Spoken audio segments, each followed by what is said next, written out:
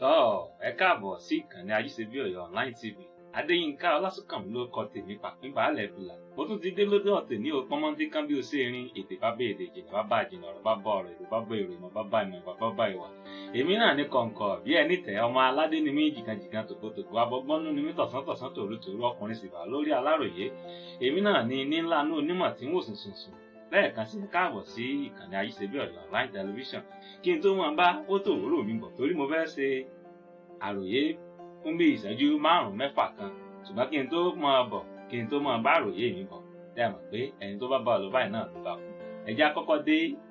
iléeṣẹ́ wa náà ká wo tí wọ́n ní fún wa ń bẹ̀. Tá a bá wá padà dé ká wá máa rojọ́ lọ ní rẹ́bùtù.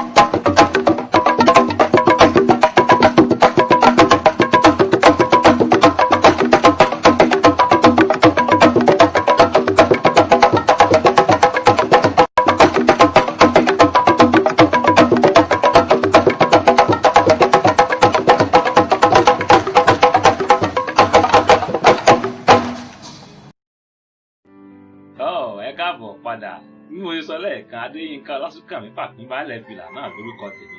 Ní òní tí mo fẹ́ máa sọ fún yín náà ni tí mo fẹ́ máa yànnà náà ni bí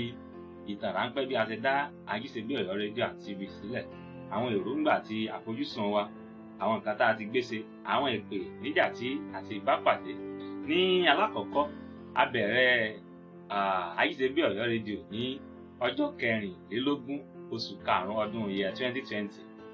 Èròǹgbà láti dá Ajíṣebí Ọ̀yọ́ rédíò sílẹ̀ ó wá sí ọkàn tèmi torí Lumatech, èmi náà ni mò ń rọ̀nù Lumatech tó jẹ́ pé ó wà nípa tó ní ṣe pẹ̀lú technology náà ní company yẹn ló base lórí company nínú yàrá mi. Ẹ̀wọ̀n bá wa startup báyìí àwọn náà ni la máa wà ní department technology. Àwa náà là ń handle social media, àwa náà là ń handle everything. Gẹ́gẹ́ bẹ́ẹ̀ náà ni mo ṣe àti tún ṣe ti eléyìí náà. Ìkan tó ṣàṣẹlẹ̀ ní wípé mo build Android application kan tí mo ń pe orúkọ rẹ̀ ní All Nigeria Radio application. Mo tún build míì náà mo pè ní African Giant Radio. Gbogbo àwọn application yìí tó ṣàkó sínú náà ní wípé gbogbo radio stations tó wà ní Nàìjíríà pátápátá àti ètí àwọn ọmọ Nàìjíríà tí wọ́n ń gbé nílé òkèèrè tí wọ́n ní gbogbo ẹ̀ ní èmi ṣe àkójọpọ̀ rẹ̀ sínú rẹ̀. Òun náà lẹ́ ń wò ní èjìká mi ní àyín. So wọ́n á wò pé èmi tí mo wá ṣe gbogbo eléyìí, èwo wá ní yóò àjẹ́ tí ó wá láti ìlú ti tèmi gangan. Eléyìí ló wá ta mí ní kẹ́sẹ́ pé kí ni nǹkan tí ó wà ní kápá mi tí mo lè ṣe tí mo fi lè change irú situation ṣẹ́ẹ̀sì mọ̀ pé Ajíṣebí Ọ̀yọ́ láàrí. Tó wá yẹ kí Ọ̀yọ́ wa kó mọ̀ sí bí ẹnì kankan ni ó sá ta mí níbì kan tí mo fi rò pé mo fẹ́ dá iléeṣẹ́ rédíò lẹ̀. A bẹ̀rẹ̀ lọ́jọ́ náà lọ́hùn online rédíò ni pẹ̀lú èròǹgbà àti àfojúsùn wípé tọ́lọ̀ ń bá ṣe tọ́lọ̀ ń bá padà sówó á padà sọ di rédíò tí wọ́n lè máa gbọ́ nínú àwọn rédíò transistor rédíò tamọ̀ yín tó ti kílíà ẹ ti mọ̀ báwọn tí Ọlọ́run bá wa padà gbé tí ó fi rí bẹ́ẹ̀. tó aṣábẹ̀ pẹ́rẹ́wẹ́rẹ́ orí fóònù láti bẹ̀rẹ̀ sí ní record wọ́n ti ń ṣe live streaming fún rédíò yẹn. Nígbà yẹn fóònù la fi ń ṣe pẹ̀lú earphone. Tá a bá ti kí earphone bọ́ tí báyìí a ti wà nínú studio náà, ìbá àbẹ̀yìn lórí bẹ́ẹ̀dì. Mo ti wà ní studio náà nìyẹn tí n sáà máa ń fi dóònà pẹ́nu bá a ṣe ń ṣe leléyìí, àwọn èèyàn sì máa ń jẹ alágbádùn wọn. Kí n mọ̀ pàrọ̀ tàn yín, àwa ń bá a lọ báyìí bá a ṣe ń ṣe náà ní wẹ́rẹ́wẹ́rẹ́. Ọlọ́run sì gbà àdúrà wa. Wàláhì tàláhì káàkiri àgbáńlá ayé ni wọ́n ti máa ń gbọ́ wa. Wọ́n máa ń gbọ́ wa láti United Kingdom, United States, Canada, Germany, Australia, káàkiri gbogbo àgbáńlá ayé ní gbogbo ibi tí àwọn ọmọ Yorùbá wà ni wọ́n ti máa ń jẹ alágbádùn wa. Tí ó sì wá máa ń jẹ́ ìwúrí fún àwa náà pé àwa náà ṣe nǹkan tí ó ṣe é mú yangàn tí wọ́n sì tún máa wò mọ́ ìlú wa lára. Bá a ṣàṣẹ ń bá a bọ̀ wẹ́rẹ́wẹ́rẹ́ rè lára àwọn nǹkan tí a ti ṣe náà ni wípé àti build website. Tẹ́ bá lọ sí website wa ní www.ajisebioferadio.com kétékété náà ni ẹ máa gbọ́ wa níbẹ̀. Tẹ́ bá tún lọ sí àwọn radio directories lọ́lọ́kanjọ̀kan bíi Radio Garden, Live Online Radio, Sino Radio, gbogbo àwọn radio directory yìí lẹ ti lè gbọ́ wa. Tẹ́ bá sì tún lọ download Android application Lumatech ní Google Play Store. Ẹ̀yin kàn lọ sí Google Play Store kẹ́ search fún Lumatech, ẹ máa wò ní èjìká mi ní àyìn ayé ngbóríkù kẹlẹ́bà rí dáadáa LWMERTCH Lumatech. Tẹ́ bá dé Google Play Store tẹ́yìn bá ti search fún Lumatech, gbogbo àwọn Android application wà ní ìgbọ̀. Ẹ̀yin kàn download bóyá Nigerian Radio tàbí African Giant Radio orí Passion 1 Passion 2 ní Nigerian Radio bóyá gan ni òkú mẹ́ta ní ibẹ̀. Ẹ̀yin download kan ẹ sì bá Ajíṣebí Ọ̀yọ́ rédíò níbẹ̀ tẹ́ gbọ́ gbogbo ẹ̀ kétékété. Kò sí gbà kankan tẹ́ ẹ lọ sí orí rédíò tẹ́ ẹ gbọ́ nǹkan bó sorin ó sàwọn ètò tá a lè ṣe lọ́lọ́kan ọ̀jọ̀kan sẹ́yìn ẹ rí wọn gbọ́ nínú application yìí tó yẹ pé àwọn èèyàn sì máa ń jẹ alágbádùn wọn. Bàbá kan ó pè mí, wọ́n kọ́ àdè mí ní Facebook, bàbá wa Fatai Lamidi láti Ọ̀wọ̀ ní Ondo State, ọmọ Ọ̀yọ́ ni wọ́n ní ilé alùsẹ̀kẹ̀rẹ̀ ni wọ́n sọ pé àwọn ti wá. Inú wọn dùn sí kinní yìí lọ́jọ́ yìí, inú wọn dùn gan ni o, tó sì jẹ́ pé wọ́n promise pé àwọn máa náwó sí a. A sì dúpẹ́ lọ́wọ́ Ọlọ́run torí ká sọ̀rọ̀ ká bá bẹ́ẹ̀ náà ní ìyá ọmọ èèyàn. Wọ́n ṣe bẹ́ẹ̀, wọ́n sọ bẹ́ẹ̀, wọ́n sì ṣe bẹ́ẹ̀. Àti rọ́wọ́ wọn adúpẹ́ o, àmọ́ lórí ẹ̀sìn ọjọ́ sí bàbá wa Fatai Lamidi náà ò ní tán wo yín o. Àbòdé ní tolókun, àbòdé ní tọwọ́ ọ̀sà. Àpòtẹ́ tí ń mú owó tẹ́ fi ń ra dátà gbogbo ẹ̀yin olùgbọ́ wa àtẹ̀yin olùwò wa. Àpò náà Ọlọ́run ò ní jí ó ṣòfò. Ọlọ́run tún máa fi ọ̀pọ̀lọpọ̀ rọ́pò fún yín. Kí n má bàa lọ́wọ́ ná àwọn èèyàn máa jẹ alágbádùn wa káàkiri. Mo sọ fún yín lẹ́ẹ̀kan bá àti bíìdì website lára tún rò pé kí a tún ṣe ní tonímọ̀ọ́máwòrán ká máa mú àwọn ètò lọ́lọ́kan ọ̀jọ̀kan àwọn development nílùú Ọ̀yọ́ ká máa gbé wá sí ojú mọ̀ọ́máwòrán yín tẹ̀sán. Gan ni yá fi jí ìròyìn tá à ń gbọ́ lórí rédíò kò tó àmójúbò orí tẹlifíṣàn láti ní ká fi online television náà fún. Àwa nídìí àfọwọ́sowọ́pọ̀ yín torí a bẹ̀rẹ̀ eléyìí pẹ̀lú àìsí nǹkan kan akàwó pé bọ́wọ́ èkú bá ṣe mọ níṣẹ́ bí bọ́jú tá a bá ní a máa dúró dìgbà tá a bá rówó tù bí èṣù àìní kan ṣe nìyẹn. A ní irinṣẹ́ gidi tó gún wọn tá a fi lè máa ṣe kinní yìí tí òye tó ń lẹ́tíkẹ́ tí ó fi dùn dáadáa. Tẹ́ ẹ bá ṣàkíyèsí nígbà tá à ń bà á bọ̀ ẹ rí i pé kinní yìí ó ń gan ó ń skip. Ẹ̀rọ kọ̀m̀pútà tá à ń lo agbára rẹ̀ pé àwọn sọ́ọ̀tì àwọn irinṣẹ́ tá à ń lò. A sì tún nílò oríṣiríṣi ọ̀pọ̀lọpọ̀ nǹkan fún ti rédíò náà. Báwọn èèyàn máa gbọ́ wa kì í ṣe gbogbo èèyàn náà ni ó lè máa gbọ́ ni ó lè máa wò wá báyìí. Ẹlòmíì ò wà lẹ́nu iṣẹ́ jẹ́ pé yọ̀ọ̀kà kí earphone bọ etí ni tí ó fi máa gbọ́ gbogbo mítìmírìn wótòwúrò tí à ń sọ ní ààyè. A ti gbìyànjú a ti ṣe oríṣiríṣi nǹkan pẹ̀lú bí ìkápá wa ṣe mọ. Ibi tẹ́yìn náà ti wá láti nílò ìrànlọ́wọ́ ẹ̀yin náà. Alákọ̀ọ́kọ́ ńbẹ̀ ìwọ tí ò bá lówó tó lè fún wa tó ní ẹ̀rọ kọ̀m̀pútà tó lè bùn wa ìwọ náà share fídíò yìí. Àwọn tí wọ́n ò nífẹ̀ẹ́ sí nǹkan tá à ń ṣe tínú wọn ó dùn sí táwọn náà wò pé àfẹ́ dá sí tọ́lọ́run wọ́n lè wà lórí social media platform rẹ. Inú wa ó sì dùn tẹ́ bá lè máa bá wa share rẹ̀. Ẹ bá wa share rẹ̀ kó kálé kó kápò ẹ̀yin náà ṣe nínú ẹ dá sí tọ́lọ́run ẹ̀yin náà ṣe níbẹ̀ náà nù. Tó bá ṣe ń popular sí táwọn èèyàn bá ń gbé ìpolówó ọjà ẹ̀yin náà gbé ìpolówó ọjà wa tó bá tún ti ń gbé ìpolówó ọjà wa ìwọ̀nba la nílò pé kí wọ́n máa bùn wá ní nǹkan káàdì máa rán nílé. Tẹ́ bá ti fún wa ní ìpolówó ọjà gbogbo nǹkan tẹ́ ń tà ẹ má fojú dìtẹ̀ ẹranko gíngín o. Wà láìtàláì káàkiri àgbáńlá ayé ni wọ́n ti ń gbọ́ wa náà ti máa ń wò wá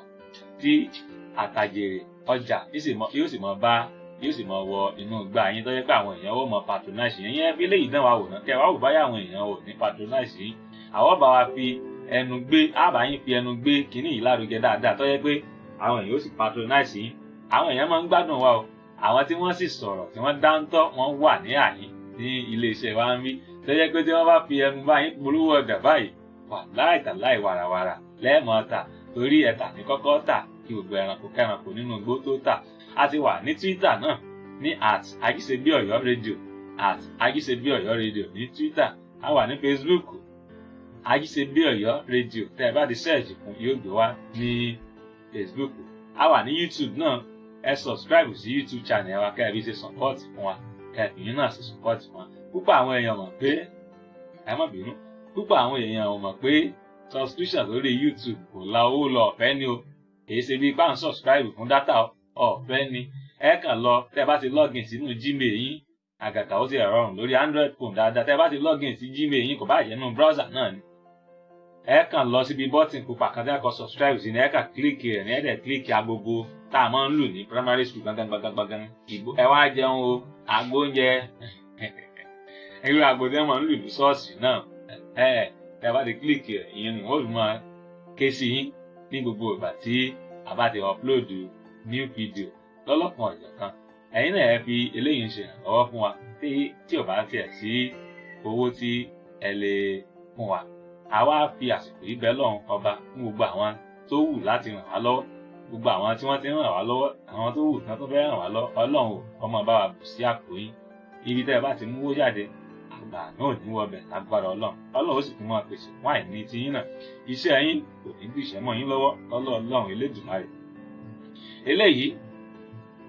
kí ó tún máa jẹ́ ìwúrí fún àwọn ọ̀pọ̀lọpọ̀ èèyàn ní tí kálukú bá mọ̀ tó bá tẹpá mọ́ ó máa ṣe lọ níta ẹ bá tún wá mọ̀ ẹ máa fi gbé ògo Ọ̀yọ́ lárugẹ torí ń bẹ nínú Bíbélì wípé ẹ wá rere Ọ̀yọ́ o ẹ wá rere Ọ̀yọ́ ẹ wá rere Jerúsálẹ́mù tẹ bá ti ń wá rere bẹ́ẹ̀ ti ń wá rere Jerúsálẹ́mù náà ni ẹ máa wá sẹ́yìn fọ́yọ́ ní títí wa ẹ wá rere Ọ̀yọ́ nítorí ẹ̀yin tí ẹ ń fẹ́ ẹ ó máa ṣe rere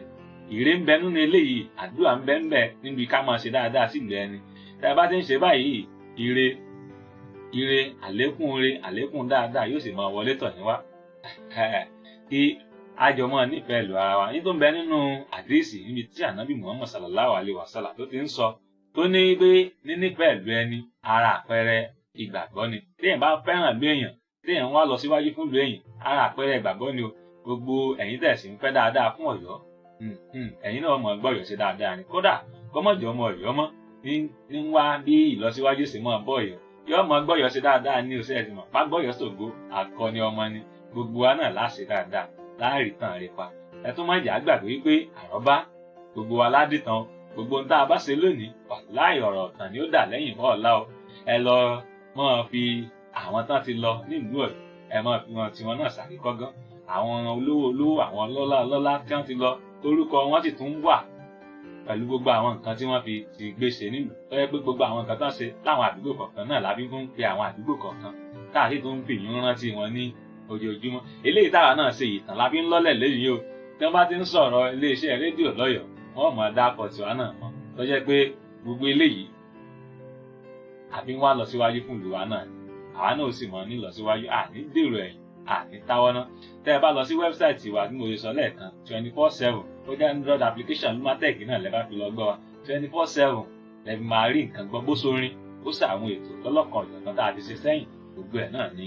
ẹ máa rí gbọ́ mbẹ̀ ẹ dákun ẹ má gbàgbé lẹ́ẹ̀kan sí ẹ bá wa share fídíò yìí ẹ bá wa láìkì rẹ̀ ẹ bá wa share rẹ̀ ẹ tún láìkì péèjì wa ẹ subscribe sí YouTube channel wa ẹ kàn tẹ tv.ajisebiOyoradio.com náà ni ó ń lọ wẹ́rẹ́wẹ́rẹ́ ní